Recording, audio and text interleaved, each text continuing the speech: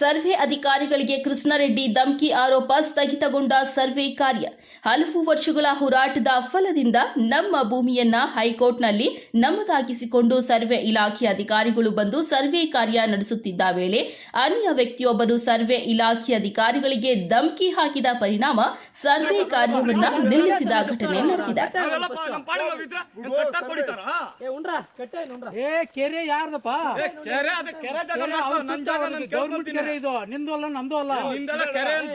ಚಿಂತಾಮಣಿ ತಾಲೂಕಿನ ಸೀತಾರಾಮಪುರ ಗ್ರಾಮದಲ್ಲಿ ಸುರೇಶ್ ಎಂಬುವವರು ಸುಮಾರು 20 ವರ್ಷಗಳ ಸುದೀರ್ಘ ಹೋರಾಟದ ಫಲದಿಂದ ತಹಸೀಲ್ದಾರ್ ನ್ಯಾಯಾಲಯ ಉಪವಿಭಾಗ ನ್ಯಾಯಾಲಯ, ಸಿವಿಲ್ ನ್ಯಾಯಾಲಯ ಹಾಗೂ ಉಚ್ಚ ನ್ಯಾಯಾಲಯದಲ್ಲಿ ಕಾನೂನಾತ್ಮಕವಾಗಿ ಭೂಮಿಯನ್ನ ಪಡೆದುಕೊಂಡಿದ್ದು, ಸೆಪ್ಟೆಂಬರ್ 24ರಂದು ಸರ್ವೆ ಇಲಾಖೆ ಅಧಿಕಾರಿಗಳು ಬಂದು ಸರ್ವೆ ನಂಬರ್ 8ರಲ್ಲಿ ಸರ್ವೆ ಕಾರ್ಯ ಬಟ್ಲಹಳ್ಳಿ ಪೊಲೀಸರ ರಕ್ಷಣೆ ಮೇರೆಗೆ ಸರ್ವೆ ನಡೆಸುತ್ತಿದ್ದರು.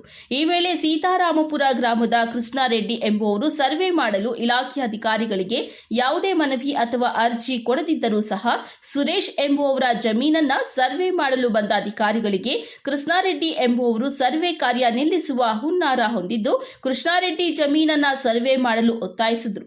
ಈ ವೇಳೆ ಸರ್ವೆ ಅಧಿಕಾರಿಗಳು, ನೀವು ಸರ್ವೆ ಇಲಾಖೆಗೆ ಅರ್ಜಿ ಕೊಟ್ಟ ನಂತರ ಇಲಾಖೆಯಿಂದ ನಿಗದಿಪಡಿಸಿದ ದಿನ ಬಂದು ಸರ್ವೆ ಮಾಡಿಕೊಡಲಾಗುವುದು ಎಂದು ಹೇಳಿದರು.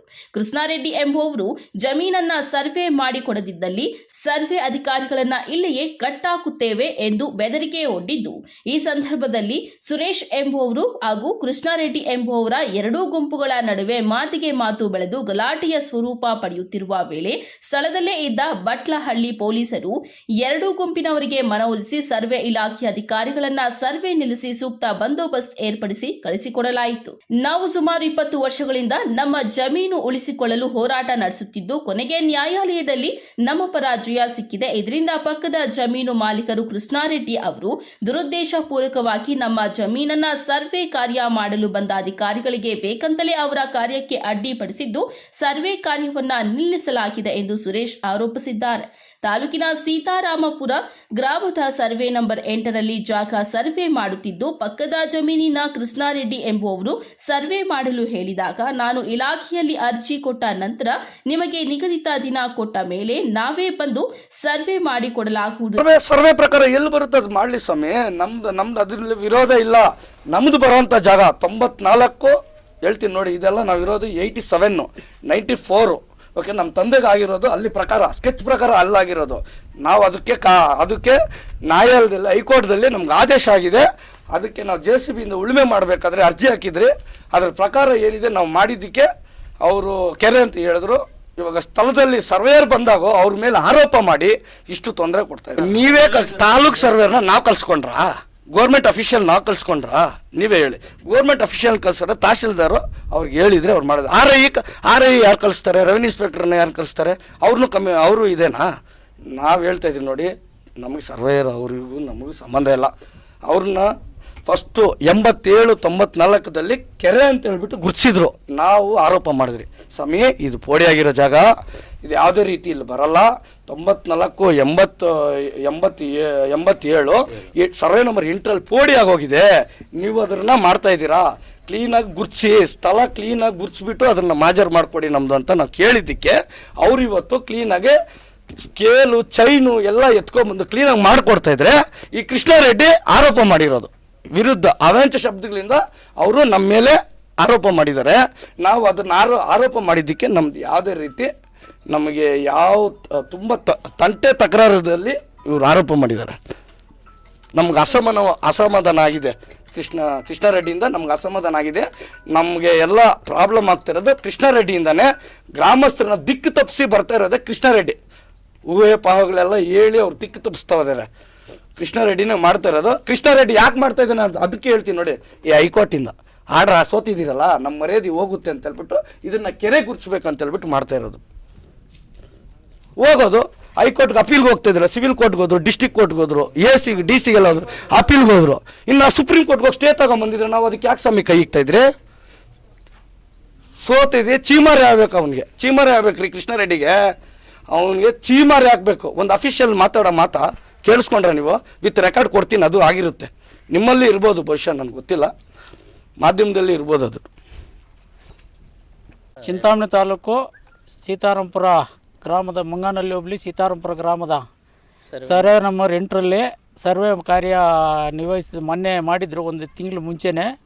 ಅದು ಇವಾಗ ಅದ್ಬಕ್ಸಿಸ್ ಮಾಡಲು ಇವತ್ತು ತಹಸೀಲ್ದಾರ್ ಅವರು ಇವತ್ತು ಡೇಟ್ ಫಿಕ್ಸ್ ಮಾಡಿ ಸರ್ವೇಯರ್ ಅವ್ರನ್ನ ಕಳಿಸಿದ್ರು. RI ಸಾಹೇಬರು, VI ಸಾಹೇಬರು ಇವರೆಲ್ಲ ಬಂದಿದ್ದರು.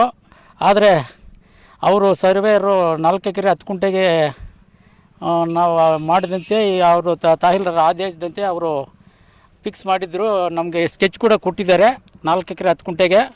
ಅದು ಇವಾಗ ಕೆರೆ ಮಾತ್ರ ಇದು ಸರ್ವೆ ಮಾಡಲಿಲ್ಲ. ಆದ್ದರಿಂದ ಈ ಪೊಲೀಸ್ನವರು ಸ್ವಲ್ಪ ವಿಫಲರಾಗಿದ್ದಾರೆ. ಅವ್ರ ಹತ್ರ ಅದೇನು ಅಂತ ಅರ್ಥ ಆಗ್ತಾಯಿಲ್ಲ ನಮಗೆ. ಮಾನ್ಯ ತಹಸೀಲ್ದಾರವರು ಇನ್ನು ಯಾವಾಗಲೂ ಒಂದು ದಿನ ಫಿಕ್ಸ್ ಮಾಡಿ ನಮಗೆ ಸರ್ವೆ ಅಡ್ವಾಕ್ಸನ್ನು ಫಿಕ್ಸ್ ಮಾಡಿ ಬೌಂಡ್ರಿ ಫಿಕ್ಸ್ ಮಾಡಿಕೊಳ್ಳಲು ಕಾಲಾವಕಾಶ ಕೊಟ್ಟಿದ್ದೀವಿ. ಒಂದು ದಿನ 2 ದಿನದಲ್ಲಿ ಏನು ಮಾಡಿ ಸ್ವಲ್ಪ ನಮಗೆ ಹೆಲ್ಪ್ ಮಾಡಬೇಕು ಅಂತ ತಮ್ಮಲ್ಲಿ ಕೋರಿ ನಾವು ಊರವರೆಲ್ಲ ಗ್ರಾಮಸ್ಥರೆಲ್ಲ ಸೇರಿ ಇಲ್ಲಿ ಒಗ್ಗಟ್ಟಾಗಿ ನಮ್ಮ ಕೆರೆ ನಮಗೆ ಬೇಕು. ನಾವು ಆವಾಗಲಿಂದನೂ ದನಕರುಗಳು ಮೇಯಕ್ಕೆ ಕೆರೆ ನೀರು ಕುಡಿದು ಅಲ್ಲಿ ಇರ್ತಾಯಿತ್ತು. ಅದು ಇವಾಗ ಇವರು ಬಿಟ್ಕೊಡೋಕ್ಕೆ ರೆಡಿ ಇಲ್ಲ. ತಹಸೀಲ್ದಾರ್ ಅವರು ಇದನ್ನು ನೋಡಿ ಗಮನದಲ್ಲಿ ಇಟ್ಕೊಂಡು ಇದನ್ನೆಲ್ಲ ರೆಡಿ ಮಾಡಿಕೊಡ್ಬೇಕಾಗಿ ತಮ್ಮಲ್ಲಿ ಕೋರ್ತಾ ಇದ್ದೀನಿ. ಇವತ್ತು ಸರ್ವೆ ಕಾರ್ಯ ಆಯ್ತಾ ಇಲ್ವಾ? ಇಲ್ಲಿ ನಡೀಲಿಲ್ಲ ಸರ್, ಅರ್ಧಂಬರ್ಧದಲ್ಲಿ ನಿಂತೋಗಿದೆ. ನಮ್ಮ ಹತ್ರ ಸ್ಕೆಚ್ ಇದೆ ಸರ್, ರೆಡಿಯಾಗಿದೆ ಇದೆ ಸರ್. ಸ್ಕೆಚ್ 4 ಎಕರೆ 10 ಗುಂಟೆಗಿದೆ. 4 ಎಕರೆ 10 ಗುಂಟೆಗಿದೆ ಸ್ಕೆಚ್ಚು. ಆ ಸ್ಕೆಚ್ ಪ್ರಕಾರ ಅವರು ಸರ್ವೆ ಮಾಡಿದರೆ ನಮಗೇನು ತೊಂದರೆ ಇಲ್ಲ. ಇನ್ನೂ ಬೇಕಾದ್ರೆ 1-2 ಗುಂಟೆ 3 ಗುಂಟೆ ಹೋಗಿದ್ರು ನಮ್ಗೆ ತೊಂದರೆ ಆಗ್ತಾ ಇಲ್ಲ.